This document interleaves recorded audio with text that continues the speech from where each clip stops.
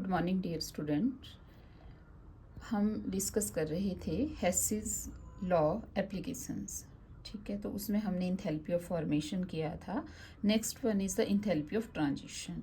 तो enthalpy of transition मतलब कुछ एलिमेंट्स जो हैं टू और मोर देन टू फॉर्म में पाए जाते हैं, जिनको एलोट्रॉपिक फॉर्म बोलते हैं। तो यहाँ पे एक क्वेश्चन दिया है, क्वेश्चन की फॉर्म में हम जल्दी इसको समझ पाएंगे।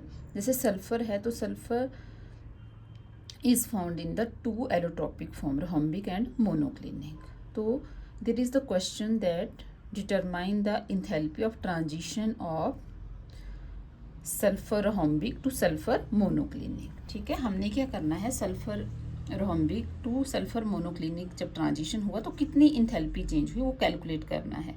और हमें दिया क्या है data, we have enthalpy of combustion of sulphur rhombic, इसकी वैल्यू दी है, and enthalpy of combustion of sulphur monoclinic. ठीक है, इंथैल्पी ऑफ कंबस्शन मतलब इसकी ऑक्सीडेशन। ठीक है, तो रिक्वायर्ड क्या है हमारे लिए जिसकी हमने निकालनी है, पहले वो इक्वेशन हम लिख लेते हैं, क्योंकि अगर वो इक्वेशन हम लिख लेंगे तो हमें डायरेक्शन मिल जाएगी कि हम डाटा किस तरह से उसको कैलकुलेट करें।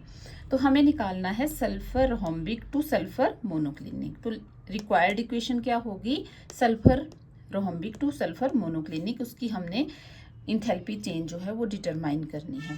और डाटा क्या दिया है, क्वेश्चन जो हमें दिया है उसमें डाटा दिया है enthalpy of combustion of rhombic। Enthalpy of combustion means oxidation of sulphur in the rhombic form. ठीक है, तो ये सल्फर की जब ऑक्सीडेशन होती है, कंबस्शन होती है, it will give sulphur dioxide. ठीक है, and enthalpy of combustion is given this.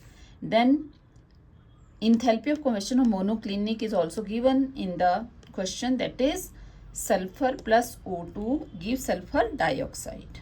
Same product मिलेगा हमें, सिर्फ ये एलोट्रॉपिक फॉर्म्स हैं इसकी दोनों, जस्ट लाइक द कार्बन की जो एलोट्रॉपिक फॉर्म होती है ग्रेफाइट एंड डायमंड, उसी तरह से इसकी एलोट्रॉपिक फॉर्म है सल्फर की। तो इंथैल्पी ऑफ कंबस्शन मोनोक्लिनिक के लिए भी हमें वैल्यू दी है। ठीक है, बट हमें रिक्वायर्ड क्या है, हमें क्या चाहिए, rhombic to monoclinic. rhombic to monoclinic चाहिए, तो दैट मीन्स हम इन दो इक्वेशनों पे कौन सा ऑपरेशन अप्लाई करें।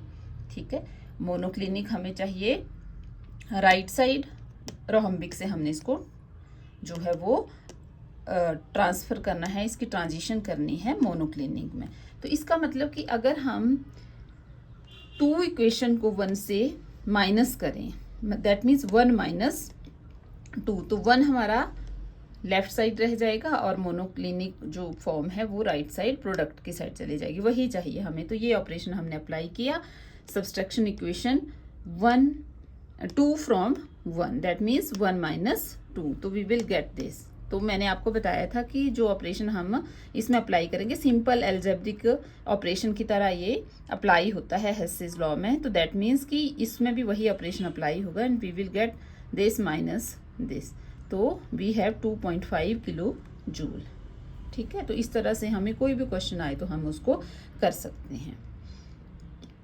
There is also enthalpy of hydration, तो हाइड्रेशन के लिए कितनी इंथैल्पी लगी उस तरह के क्वेश्चन भी आप अटेम्प्ट कर सकते हैं। नेक्स्ट जो टॉपिक है हमारा, that is the heat of reaction at constant volume and constant pressure. Heat of reaction मतलब enthalpy of reaction constant volume पे अलग होगा, क्योंकि ये डिपेंड करेगा हमारा टेम्परेचर के ऊपर, और वॉल्यूम कांस्टेंट होगा तब डिफरेंट होगा, प्रेशर अगर कांस्टेंट होगा तब डिफरेंट होगा।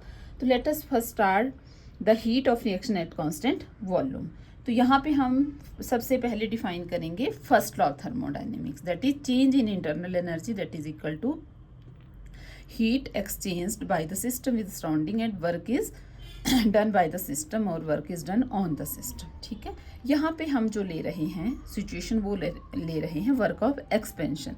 अगर हम वर्क ऑफ एक्सपेंशन लेंगे तो that means work will be negative, but at constant volume work normal condition में तो ये होगा, लेकिन जब हम कांस्टेंट वॉल्यूम की कंडीशन अप्लाई करेंगे तो हमारा जो चेंज इन वॉल्यूम है वो 0 हो जाएगा, तो work done by the system that is also equal to 0।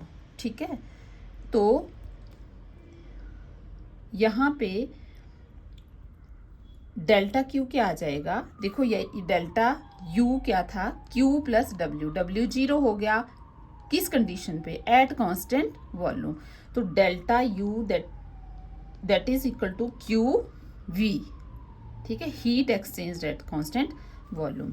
Similarly अगर हम heat of reaction at constant pressure लेते हैं, तो प्रेशर के लिए we will here define the enthalpy, that is H is equal to U plus PV.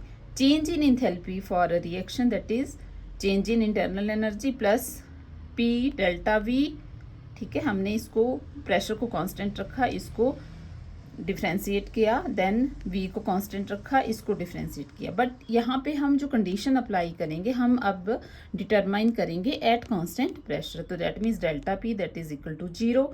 तो it means delta H that is equal to delta U plus P delta V। अब delta U की जो value है that is delta H is equal to QP minus P delta V, क्योंकि delta U की value हमने ऊपर निकाल ली थी दिस वन, ठीक है, Q minus P delta V। तो we can write here Q minus P delta V plus P delta V। तो P डेल्टा V से P डेल्टा V कैंसिल हो गया and we will left with delta H is equal to QP। That means कि heat of reaction at constant pressure that is equal to the change in enthalpy। तो that is about this। now कुछ condition हम यहाँ पे apply करेंगे कि किस case में क्या होता है। तो यहाँ पे हम आइडियल गैस इक्वेशन ले लेते हैं। For ideal gas equation PV is equal to nRT। तो मान लो एक सिचुएशन है हमारे पास, initial P1 V1, pressure P1 है, वॉल्यूम V1 है, that is equal to del NGRT, temperature constant है। Ng is the number of mole of the gaseous component. इसको point note कर लेना आपने इस पॉइंट को कि जो Ng है that is number of mole of the gaseous component only, ठीक है। अगर कंपोनेंट लिक्विड में होता है या सॉलिड में, उसको हम काउंट नहीं करते हैं, ठीक है। और फाइनल स्टेज है P2 V2 is equal to N2GRT, that is the gaseous component at final stage. अब हम प्रेशर जो है वो कांस्टेंट ले रहे हैं, तो दैट मीन्स P1 P2 के इक्वल होगा and let it be equal to P। तो अकॉर्डिंग टू दैट अगर हम चेंज इन वॉल्यूम या P डेल्टा V निकाल लें, तो that means final stage minus initial stage के जो स्टेट फंक्शन है, तो P V2 minus P1 that is equal to N2 minus N1। N2 is the number of mole of the gaseous component only at final stage, ठीक है, and N1 is the number of mole of the gaseous component at initial stage. तो it is P delta V that is equal to delta NGRT, ठीक है। Now QP यहाँ पे हम apply करें, हमने निकाला था ना कि डेल्टा H के बराबर होता है heat of reaction at constant pressure and heat of reaction at constant volume that is equal to QV plus delta NGRT। अब अगर मान लो आपके पास कोई रिएक्शन है, उसमें कोई भी कंपोनेंट आपका गैसियस फॉर्म में नहीं है, गैसियस फेज में नहीं है, तो डेल्टा NG क्या आ जाएगा हमारे पास, कोई भी नहीं है, तो दैट मीन्स 0, क्योंकि हमने सिर्फ गैसियस कंपोनेंट के ही काउंट करने हैं नंबर ऑफ मोल्स, ठीक है। तो QP is equal to QV। अगर रिएक्शन आपकी क्लोज्ड वेसल में हो रही है, क्लोज्ड वेसल का मतलब है कि वॉल्यूम चेंज नहीं होगा। अगर वॉल्यूम चेंज नहीं होगा तो again delta V is equal to 0। तो that means by the definition QP that is equal to QV, क्योंकि चेंज इन वॉल्यूम जो है वो 0 हो गया। तो वॉल्यूम अगर 0 हो गया तो दैट मीन्स हमारा जो QP है दैट इज QV हो जाएगा बाय यूजिंग योर रिलेशन,